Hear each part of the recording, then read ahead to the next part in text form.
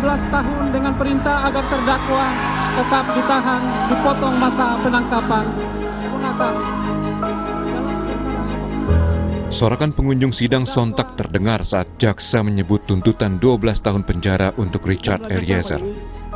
Tuntutan ini juga membuat Lembaga Perlindungan Saksi dan Korban LPSK kecewa. Eliezer dinilai sudah berani membuka kasus pembunuhan Yosua, bukan tembak-menembak antara dua anak buah Sambo. LPSK sempat berharap Eliezer dituntut lebih ringan dari 4 terdakwa lain. Harapan kami kan sesuai dengan penjelasan di pasal 10A ayat 3 tadi berkaitan dengan keringanan hukuman ya. Nah, kami memandang bahwa Richard Eliezer lah, pengakuan Richard lah yang menyatakan bahwa ini ada kasus pembunuhan, bukan tembak menembak, misalnya seperti itu. Dia pertama kali yang menyampaikan. Yang kedua, Richard sudah menunjukkan konsistensinya, komitmennya untuk mengungkap kejahatan ini. Dia selama bersidang sangat kooperatif, terus kemudian Richard juga jujur ya dan sopan gitu ya. Kita lihat tuntutan terdakwa pembunuhan Yosua. Kuat Maruf dan Ricky Rizal dituntut 8 tahun penjara. Lalu Ferdi Sambo dituntut seumur hidup. Selanjutnya Putri Chandrawati dituntut 8 tahun penjara dan Eliezer 12 tahun penjara. Kejaksaan Agung angkat bicara soal tuntutan 12 tahun penjara untuk Eliezer lebih berat dari 3 terdakwa lain. Jaksa Agung Muda Tindak Pidana Umum Fadil Zumhana kembali menyatakan sebagai pelaku utama, Eliezer tidak bisa ditetapkan sebagai justice kolaborator. Tuntutan 12 tahun penjara sudah tepat dan lebih ringan dari Ferdi Sambo yang dituntut seumur hidup. Di sini justice kolaborator sebetulnya kita baca sejarahnya. Ada dari UNCAC, lalu kita ratifikasi, lalu kita ada SEMA atau surat Mahkamah Agung. Untuk pelaku tidak bisa JC, pelaku utama. Ini supaya saya luruskan ini. Undang-undang nggak bisa. Namun demikian,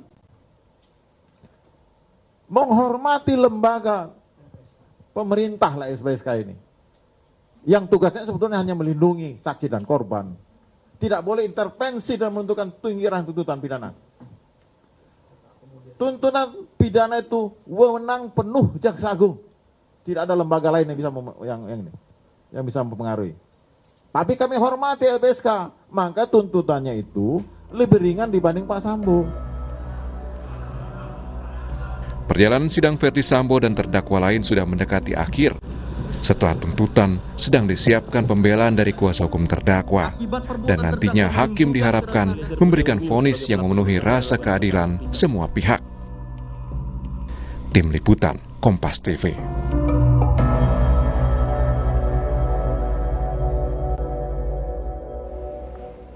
Jaksa sudah menyampaikan tuntutan terhadap 5 terdakwa kasus pembunuhan Brigadir Yosua Huta Barat.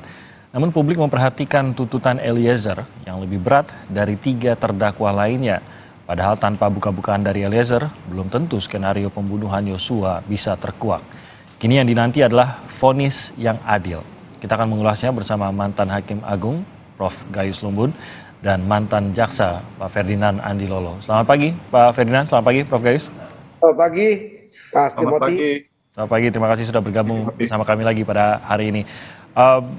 Tentu saya yakin Prof. Gayus dan juga Pak Ferdinand mengikuti sidang khususnya tuntutan yang berlangsung terhadap kelima terdakwa dalam kasus pembunuhan ini. Dan mengikuti juga bagaimana reaksi dari masyarakat terhadap tuntutannya. Yang paling menarik perhatian memang adalah bagaimana tuntutan terhadap Eliezer dibandingkan dengan 3 terdakwa lainnya yang mendapatkan justru tuntutan yang lebih rendah daripada Eliezer. Nah, muncullah pertanyaan, sebenarnya ini sudah adil belum? Lalu muncul juga pertanyaan, bukankah ada undang-undang yang mengatur, khususnya undang-undang PSK yang mengatur bahwa justice collaborator seharusnya mendapatkan dakwaan atau maksud kami mendapatkan tuntutan yang lebih rendah daripada terdakwa lainnya. Nah, sementara tadi kita sudah mendengar bahwa jaksa mengatakan, Japidu mengatakan ya bagaimana mau menjadi Jesse padahal dialah pelaku utamanya. Nah, saya ingin pendapat dari Pak Ferdinand dan juga Prof. Gayus mengenai pernyataan ini, dan benarkah bahwa memang Eliezer tidak berhak atas perlakuan yang lebih istimewa karena merupakan menarik pelatuk ya, Prof. Gayus? Ya, betul.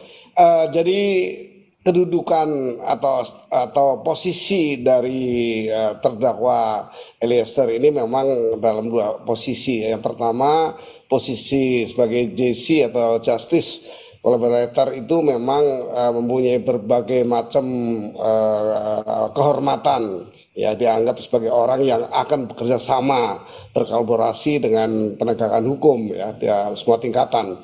Nah, tetapi kan satu sisi lainnya dia punya beban. Bebannya itu beban dia telah melakukan sehingga sesuatu, dalam hal ini justru selaku eksekutor ya di perkara ini, sehingga itu keseimbangan dua posisi itu haruslah mempunyai posisi yang seimbang.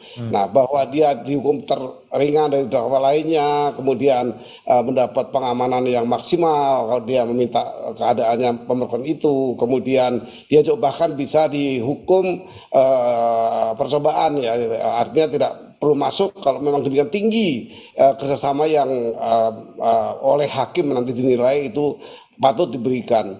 Kemudian ini kan keseimbangan tadi harus diukur juga beratnya seorang pelaku utama dalam melakukan eksekusi dari perkara yang diminta oleh atasannya dalam hal ini.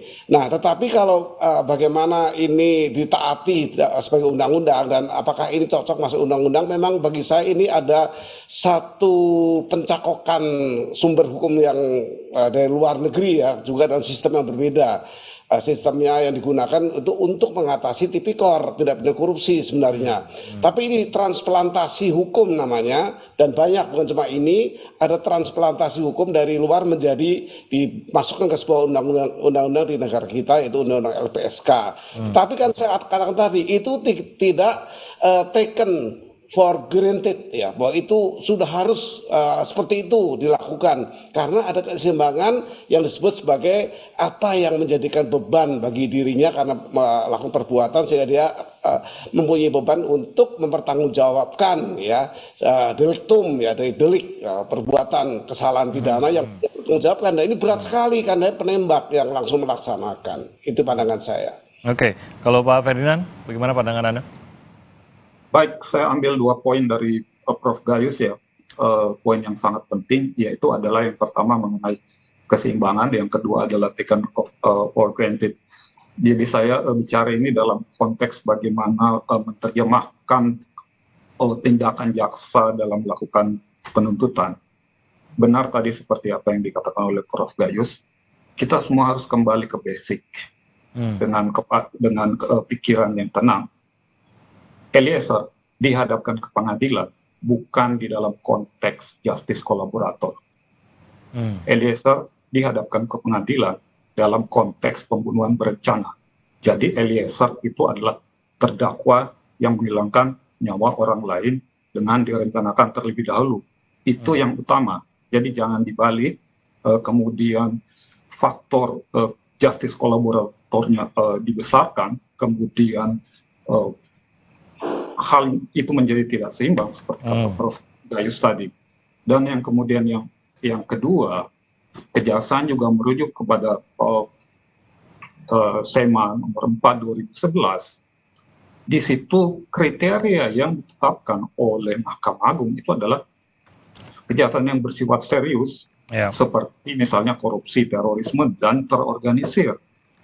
Tidak masuk yang namanya pembunuhan berencana. Jadi itu dulu yang masyarakat perlu pahami. Eliezer dihadapkan sebagai orang yang didakwa membunuh. Untuk yang namanya justice collaborator itu akan dipertimbangkan dalam tahap berikutnya. Jadi tidak boleh dibalik susunannya. Begitu. Oke, nah tapi di satu sisi kan kita melihat juga apakah ini harus menjadi pertimbangan bahwa kita kan ingin ada keadilan di sini dan kita menginginkan bahwa ada keterbukaan, ada terungkapnya kasus pembunuhan ini terutama dari keluarga korban. Menginginkan fakta sebenar-benarnya terungkap dan bahwa pihak-pihak akan maju untuk mengungkapkan kebenarannya. Nah, dalam hal ini kita lihat hanya satu orang yang maju sebagai justice collaborator, dan kita lihat bahwa Eliezer akhirnya mengungkap kejadian yang sebenarnya dari skenario yang sudah coba dimasukkan atau diterapkan oleh Verdi Sambo yang menggagalkan sebuah skenario untuk menyembunyikan kejadian yang sebenarnya. Tidakkah ini juga harusnya menjadi perhatian, mengingat ini berasal dari satu orang ini juga, tapi akhirnya kejujurannya tidak bisa menyelamatkan dirinya, gitu, Prof. Gayus? Ya, begini ya, saya mungkin lebih menyoroti dari bagaimana suara di luar yang disebutkan tadi atau suara masyarakat. Memang ada dua keadilan yang dibangun di tengah-tengah peradilan. Setiap peradilan itu ada yang disebut sebagai keinginan masyarakat, berdasarkan keadilan dipandang oleh masyarakat sebagai social justice. Social justice ini bagus ya, karena dia ikut memberi kontribusi, bahkan ada seperti inilah yang diharapkan ya, keseimbangan dan sebagai tadi. Tapi tetap saja keadilan masyarakat itu haruslah berdasarkan kebenaran. Ya. Kebenaran seperti apa ya? Kebenaran apa yang ditemukan oleh para penyidik yang menjadi nanti bahan bagi jaksa untuk kepada JPU dan bentuk dakwaan. Nah, ini disebut sebagai legal justice, keadilan undang-undang. Ini yang perlu disampaikan bahwa ini memang menjadi bagian dari tujuan hukum di negara kita ini agar ada ketertiban berdasarkan hukum yang mengatur, hukum positif yang mengatur. Nah, jadi keberangkatan dari sini kita harus memandang bahwa apa yang berproses di pengadilan itulah legal justice. Bahwa JC itu nanti akan dari wilayah hakim yang menentukan apakah keseimbangan tadi sudah betul antara hak sebagai JC dan keseimbangan lain sebagai deliktum yang harus dipertanggungjawabkan. Maka sampai dengan saat ini memang belum banyak. Tadi saya katakan ini sebenarnya transplantasi hukum ya. Ini sering terjadi, bahkan konstitusi kita pun transplantasinya oleh Pancasila misalnya, itu diuraikan oleh para ahli. Nah, oleh karena itu ini harus dirujuk bagaimanapun sahnya sebuah ketentuan yang ada di undang-undang dalam hal ini LPSK atau undang-undang LPSK. Namun hakim dalam pengalaman saya memperhatikan itu berkali-kali menolak JC itu. Banyak perkara, coba dicari. Nah, artinya apa? Bahwa apa yang disodorkan itu hanya rekomendasi, sebenarnya temuan dari LPSK yang bukan lembaga pro justisia. Ini lembaga yang di luar peradilan ya. LPSK itu mengusulkan, bahkan KPK pernah mengusulkan pun sebagai lembaga pro justisia pun ditolak oleh hakim, ada beberapa perkara saya ikuti. Nah, artinya bahwa JC itu tadi saya sebut di awal bukan taken for granted ya, tidak begitu saja harus diterima. Nah, publik menganggap ini mempunyai ekspektasi yang terlalu tinggi sehingga wah ini aman lah, Eliezer akan aman. Itu dibangun dengan rupa yang kita perlu meluruskan. Kita luruskan seperti berita pada pagi ini. Bagi saya ini sangat bermanfaat buat informasi dan edukasi kepada masyarakat yang terjadi di proses legal justice itu seperti ini yang perlu diperhatikan. Demikian, Mas. Oke. Pak Ferdinand, mungkin Anda juga ingin menanggapi? Baik, terima kasih. Saya sedikit akan menjabarkan dari sudut pandang pengalaman saya sebagai jaksa mengenai legal justice dan social justice di sini ya. Kalau kita lihat di sini dari struktur tuntutan jaksa, maka 5 orang yang didakwa secara bersama-sama itu sebenarnya terbagi di dalam 2 klaster. Ada klaster yang indirect, artinya peran mereka ada, tetapi masih sedikit lebih di bawah daripada yang klaster direct. Siapa yang berada di dalam klaster indirect? Dalam klaster yang indirect itu adalah Putri Chandrawati, kemudian ada Ricky Rizal, dan ada Kuat Ma'ruf. Jadi kalau kita lihat, itu level tuntutannya sama, 8 tahun. Kalau Eliezer itu berada dalam klaster direct. Klaster direct adalah tindakannya itu adalah yang menyebabkan kematian langsung. Dan dia bersama-sama dengan Verdi Sambo. Fakta di persidangan menyatakan demikian. Tiga yang lain, klaster yang lain itu tidak melepaskan tembakan. Dua ini, jadi kalau mau dibandingkan apa yang namanya adil, itu adalah harus apple to apple, jeruk dengan jeruk. Jadi Eliezer tidak bisa dibandingkan dengan klasternya Putri Chandrawati. Eliezer harus dibandingkan dengan satu klaster dengan dia, yaitu Verdi Sambo. Satu mendapatkan hukuman lebih berat, yaitu hukuman seumur hidup, satu 12 tahun. Dengan demikian, itu terrefleksi dari pasal 10A. Jadi, rekomendasi dari LPSK itu sudah diperhatikan. Dikatakan di situ adalah diperingat. Jadi jaksa menuntut hal yang lebih ringan. Tidak ada kewajiban jaksa kemudian menjadikan paling ringan. Jadi jangan dibandingkan sesuatu yang tidak sebanding. Tapi kan gini Pak Ferdinand juga Prof Gayus, ini seperti melihat secara sederhana begitu. Siapa yang menarik pelatuk? Tentu saja yang menarik pelatuk itulah yang menurut sidang menjadi pencabut nyawanya, yang menyebabkan kematian gitu. Tapi ini kan alasan kita mengadakan sidang, menjalankan pembuktian di dalam sidang gitu, agar bisa dilihat sebenarnya mengapa ia menarik pelatuk, adakah hal lain yang akhirnya mendorong kejadian pembunuhan tersebut.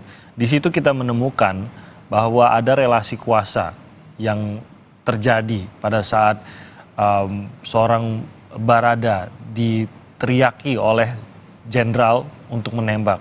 Di situ kita menemukan bahwa ternyata Eliezer tidak punya mens rea untuk membunuh Joshua, tidak punya niat apapun yang bisa mendorongnya untuk membunuh Joshua. Dalam tahapannya kita menemukan bahwa hanya Eliezer yang mau maju sebagai seorang justice collaborator. Yang lainnya ragu-ragu bahkan mendaftar dan tidak diterima oleh LPSK. Nah, tidakkah jalannya sidang justru agar kita tidak menerimanya sesederhana siapa yang menarik pelatuk, dialah yang paling salah, begitu Prof. Gayus? Iya, dari posisi hakim ya, itu kan memperhatikannya bukan mens rea atau aktus reus yang bertalian, bukan hanya itu. Tidak ada status JC saja kalau terdakwa ini bisa melakukan kerjasama, bisa tidak mempersulit persidangan, itu sudah nilai-nilai dari GC, sifat-sifat GC. GC kan hanya merek saja bahwa dia diterima oleh sebuah lembaga yang bernama LPSK. JPU yang seringkali juga bisa memandang bahwa ini perlu sifat GC tadi mendapatkan keringanan. Faktor-faktor yang meringankan dan memberatkan itu kan satu faktor yang dihadapkan kepada hakim. Yang mana yang meringankan, yang mana yang memang mempersulit persidangan. Itu non-yuridis. Nah, kalau kita bicara yuridisnya, ya tadi yang dikemukakan, dia menembak itu pelaku utama sebenarnya. Kalau kita perhatikan pasal 55. Pasal 55 itu kan menyebutkan yang pertama adalah adanya perbuatan yang dilakukan. Kemudian adanya yang menyuruh melakukan. Dan adanya yang ikut serta. Tiga komponen ini adalah pelaku utama sebenarnya. Tiga inilah kelompok. Di samping nanti ada yang beri sarana. Nah, ini konsep daripada perintah tadi atau jalannya yang pertama yaitu yang melakukan di depan itu. Kalau kita membaca undang-undang itu secara teoretik kan sistematis. Dari apa yang tertera sebagai bentuk gramatikal. Gramatikal ini menyebut seorang yang melakukan kejahatan, kedua orang yang menyuruh melakukan, ya, bukan menyarankan, menyuruh ini. Kemudian baru yang peserta. Nah, dalam posisi ini kita lari ke pasal 51. Suruhan seperti apa yang sah, dan itu di 51 ayat 1. Dia tidak dihukum kalau dia menjalankan perintah yang kewenangannya dimiliki oleh pemberi perintah. Ayat 2-nya, kewenangan yang tidak ada pada pemberi perintah disebut sebagai perintah yang tidak sah.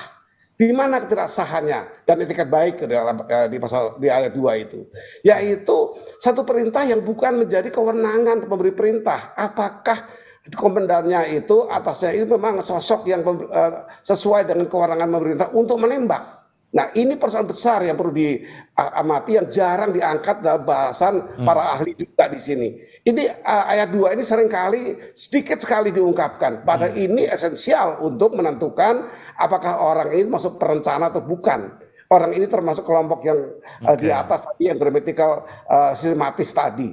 Nah, ini perlu pahami bahwa Eliezer tidak termasuk menjalankan perintah secara sah, secara etik itu kan diatur di standar kepolisian, yaitu di Perkap dan Perpol yang melarang perintah, dan yang mau menjalankan perintah itu atas dasar kalau tidak melanggar.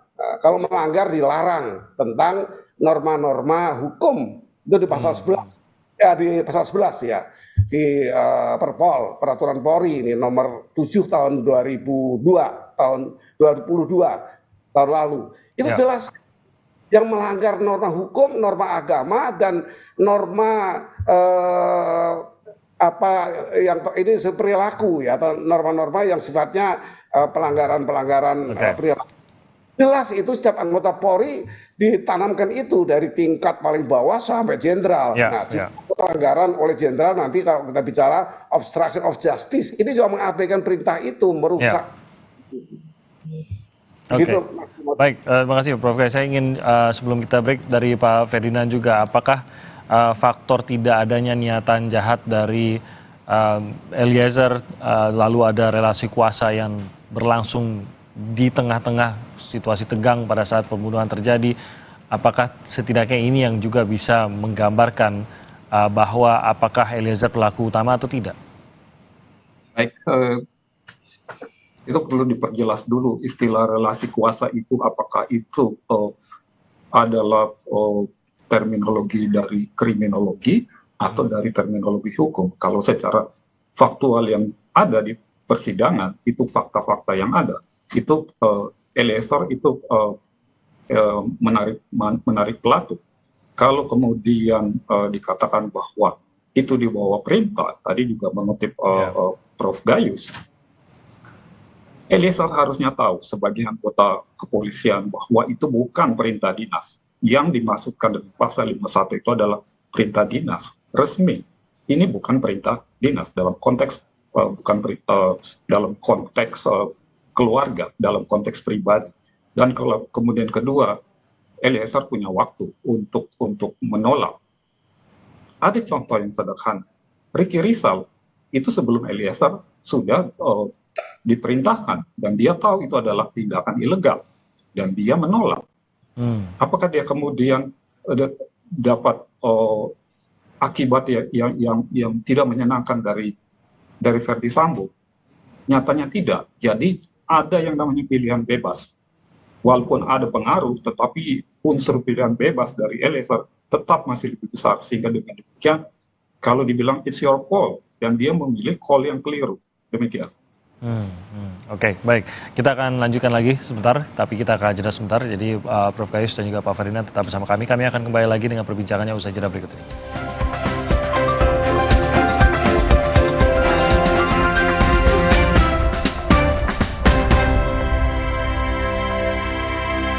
Negara akhirnya mengakui terjadinya berbagai kasus pelanggaran HAM berat. Presiden Jokowi juga berjanji memulihkan hak korban. Sayangnya, hanya 12 kasus yang diakui olehnya dan lebih mengutamakan proses penyelesaian di luar pengadilan. Sementara korban dan keluarga korban berharap dituntaskan di pengadilan. Seriuskah pemerintah dalam menyelesaikan kasus pelanggaran HAM berat? Simak pembahasannya dalam Dua Arah, Jumat 20 Januari, pukul 8:30 malam.